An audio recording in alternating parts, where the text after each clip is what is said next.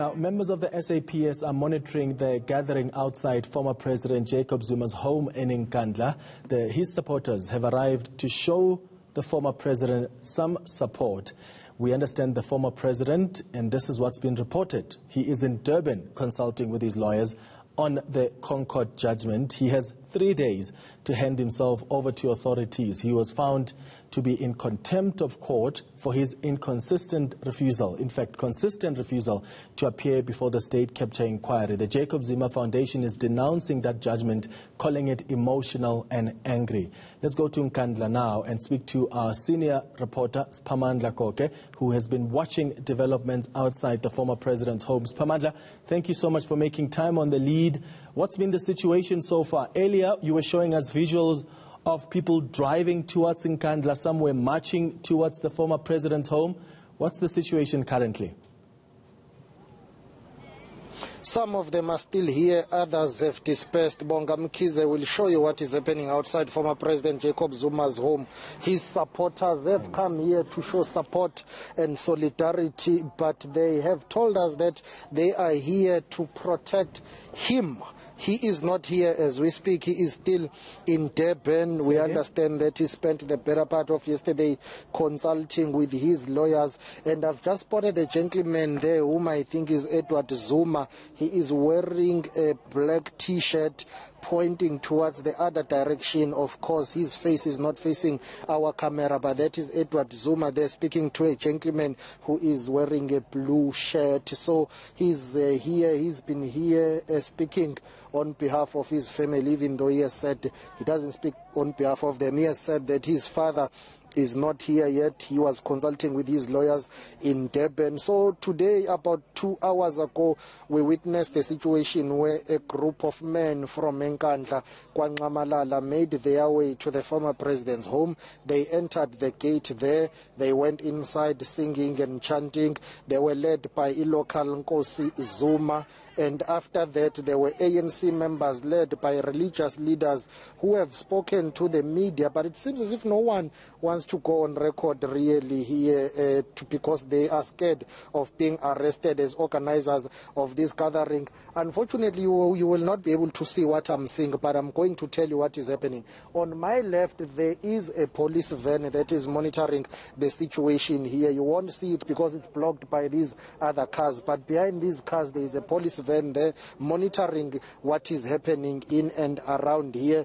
Of course, some people have criticized the police, saying they shouldn't be monitoring this gathering. They should be enforcing COVID-19 regulations because there were too many people here, some of them not wearing masks, not sanitizing, no social distancing. However, police have been driving up and down here. I'll tell you what I've just spotted now as I'm doing this live crossing, Clement. Not sure whether Bonga Mkize will be able to do this. I'm going to ask him to pan slowly and show you. I see there is a car wash there, and there is a number of cars that have left former President Jacob Zuma's home. They have driven down the road to go and park at that car wash. That's where some supporters of former President Jacob Zuma are gathering now, because it seems as if they've been advised to clear the gate and the precinct of the former president's home. They've driven down the road to go to that car wash. That's where some of them are gathering. Others have decided to go back to various areas where they came from, and those include eThekwini and other surrounding areas. There was the motorcade which came from Eshowe. Eshowe is one of the nearest towns. It takes about an hour to drive from Eshowe to Nkandla. So that's been the situation. We expect the former president to arrive this afternoon. What is the family saying, Siphamandla, especially in terms of complying with COVID-19 regulations? I mean, gatherings are not allowed, and that's exactly what's happening there outside the home of the former president. Have they indicated anything? I think the last time you spoke to Edward Zuma earlier this week, he said this is a situation of war. There's no time to be considering COVID-19. Are they concerned at all about these people that are there to support the former president and them not complying with the regulations?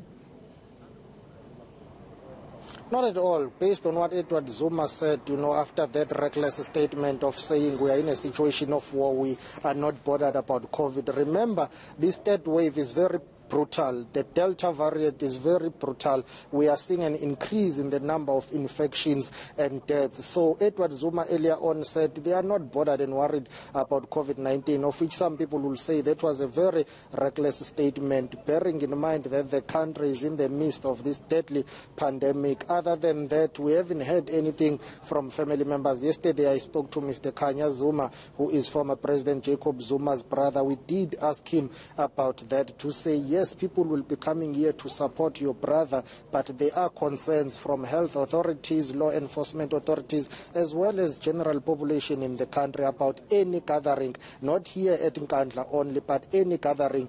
Also bearing in mind that President Cyril Ramaphosa did announce those new measures to be put in place when he took the country to alert level 4. But it seems as if some family members of the former president, not all of them, let us stress that some family members appear to be prioritizing his support more than COVID-19 concerns. So for now, they say they are not worried about that. They want to ensure that he gets this massive support that they say is still coming.